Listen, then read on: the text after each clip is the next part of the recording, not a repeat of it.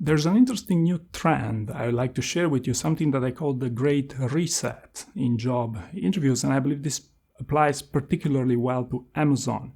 You see, traditionally, major corporations, and Amazon included, would try to monopolize the job market by hiring everyone who was qualified for that specific role. So anyone who passed the bar would have an assured job offer there. Nowadays, I feel like the job market has slightly shifted. Employers are being more selective. It's an employer-driven market. And it's not as if Amazon no longer hires. In fact, it's quite the opposite. They have plenty of new opportunities, but the hiring happens for slightly different purposes than before. So to understand where I come from, I advise people for Amazon interviews since 2018. And back in the day, it was quite common to have people interested in 10, 15, even 20 coaching sessions, to reach a level of mastery in behavioral interviews. When nowadays, I feel like the candidate's interest has shifted.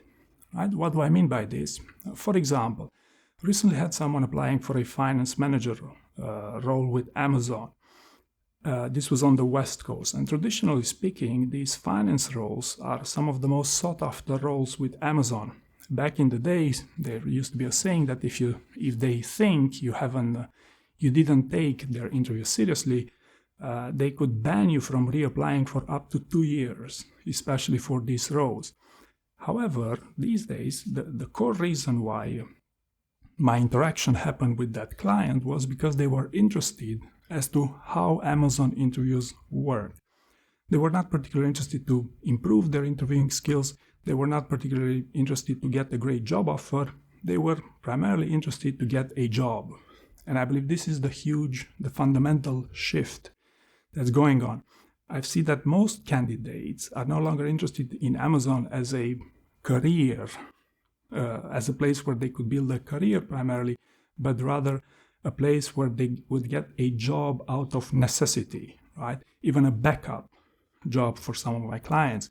And I've seen a level of disengagement in preparing Amazon interviews, especially because this process can be quite elaborate, in the sense that you have to prepare on those leadership principles.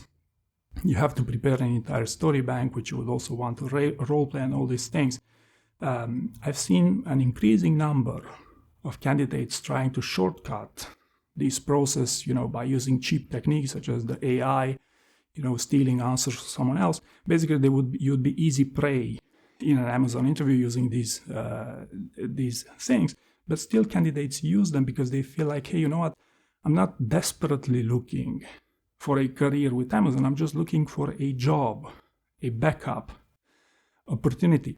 And I believe this is a fundamental shift that's going on there. Back in the day, one of my biggest problems was that people that I helped hire into Amazon, they would never leave Amazon, and therefore I would get a low level of repeat customers. But nowadays, the approach has shifted, right? For people looking to do well in these job interviews, to reach interview mastery, to prepare just enough to pass that interview.